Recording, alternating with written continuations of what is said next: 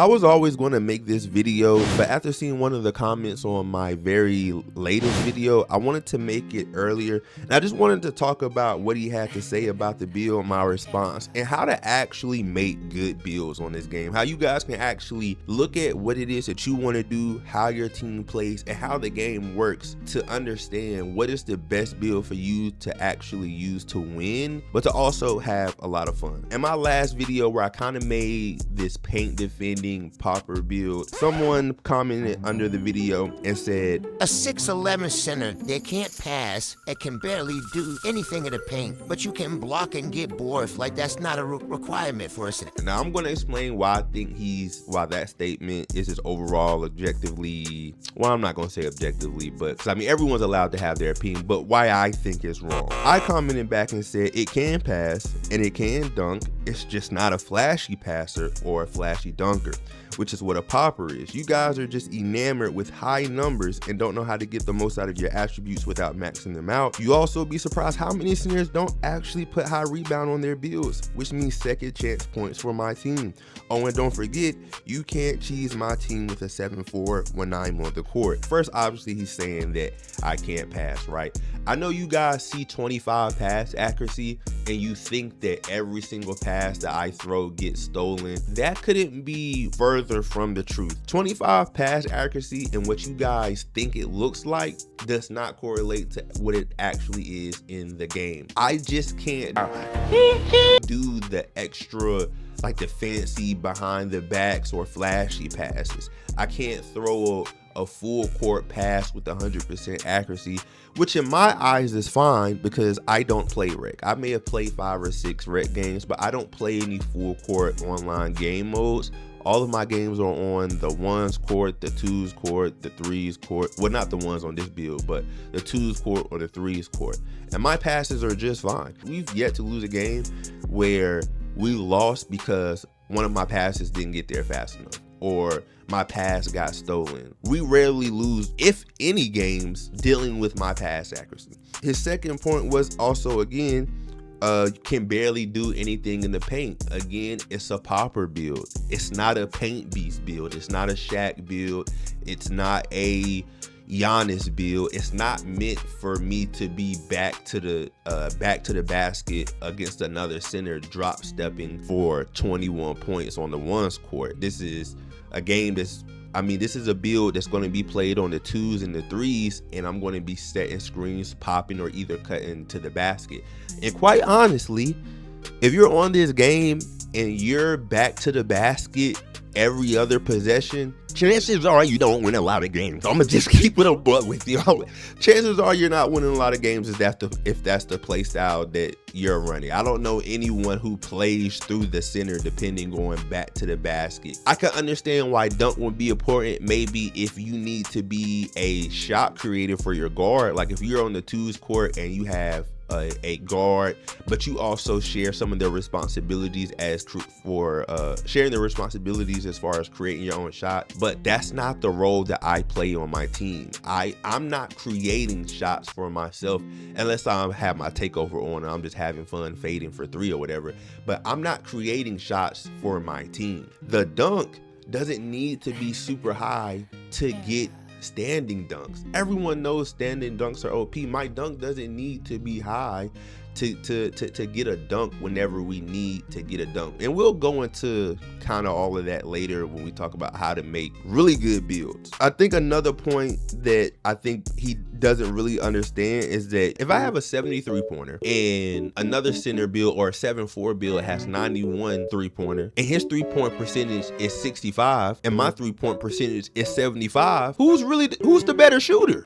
Whose build was maximized the best? Because he wasted 15, 20 attributes to get to 91 3-pointer, and I was able to put other attributes super high with a 74 and shoot a better percentage. So you have to be able to understand how the game works, where you can minimize and maximize attributes and still get really, really, really good results in, right? No one looks at Stephen Curry and says, you're a guard, you're supposed to be able to shoot from the logo. It's like, no. You're supposed to be able to shoot threes, but the fact that he can shoot threes at the clip that he can while also shooting from the distance that he can elevates him over the other competition. The 99 block that I get, I mean, it's currently at 97, but the 99 block that I get and the 99 rebound I get, I am such an important person on the court when it comes to defense, help defense, that I change the outcomes of games, even playing at the center position. And I also don't think you guys understand how important high block is in this game. I'm gonna be honest with you. I'm personally starting to believe perimeter defense doesn't actually matter when it comes to affecting shots. That's just how I feel at this point. I've seen builds with 96 perimeter defense, 92 perimeter defense, 99 perimeter defense. They're running around these screens, still getting hit. They're running around on these screens, still getting faded on by tempo shooting guards. What I figured out when making this build, block is the new perimeter. If you have high block and you can jump when someone fade or is taking a jump shot, the ability for you to be able to make these fades that you guys see going in all the time miss goes up tremendously. When I hedge and I come around the other side of that screen and you fade and I jump, you're missing that shot. You have to jump. You have to jump. Like, blocking really is the key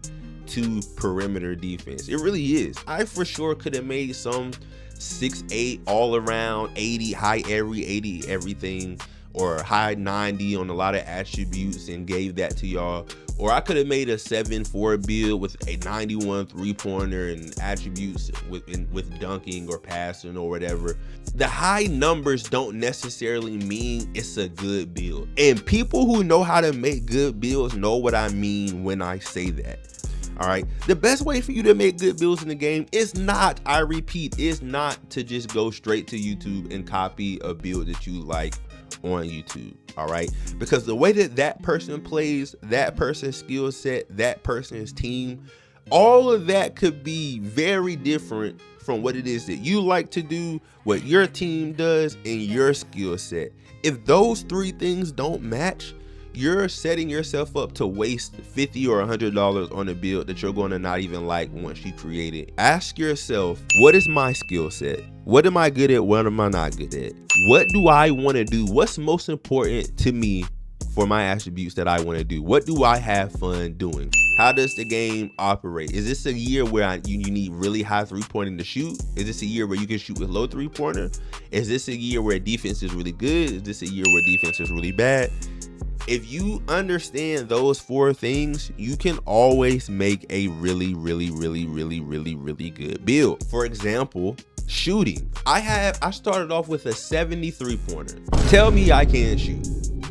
25 for 30 from the left wing, 83%. 25 for 29 on the right wing, 86%. 13 for 16 left wing for the three-pointer, 81%. 29 to 36 right wing on the three-pointer, 80%. And right at the top of the key, 8 for 19, 42%. Can't really do anything in the paint, but I'm 35 for 45. Look at the hot zone chart. If you didn't know I was a center build, if I could hide the information at the top and I showed you my hot zone chart and I said, what position do you think I play? You would say guard. So what does that tell you off the rip, right? That tells me that this isn't a 2K that you need 85 three-pointer, 80 three-pointer, 90, 99 three-pointer. You can obviously have those things and be super OP.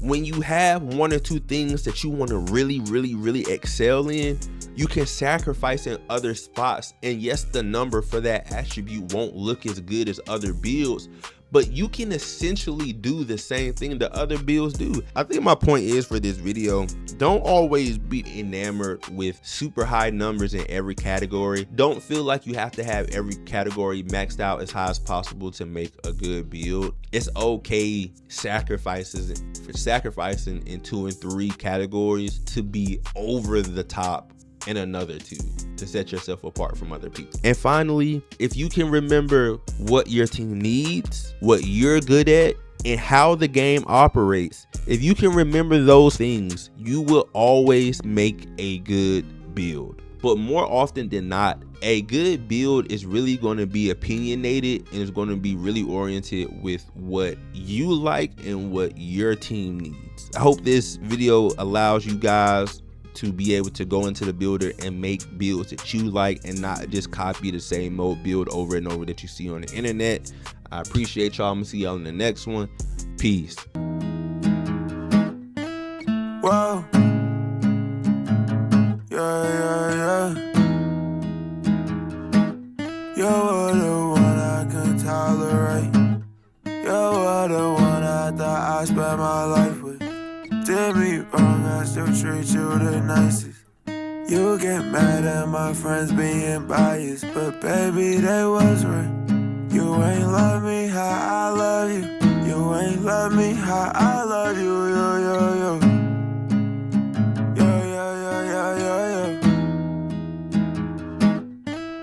Yeah, you said all these things about me, had to face it. Why did I ignore the red flags you showed? You so stuck up in your ways, and I was so willing to change. But now our love is in the grave. You showed your true colors, so thank you. I can't even be grateful. No, I should've disgraced you. No, I should've disgraced you.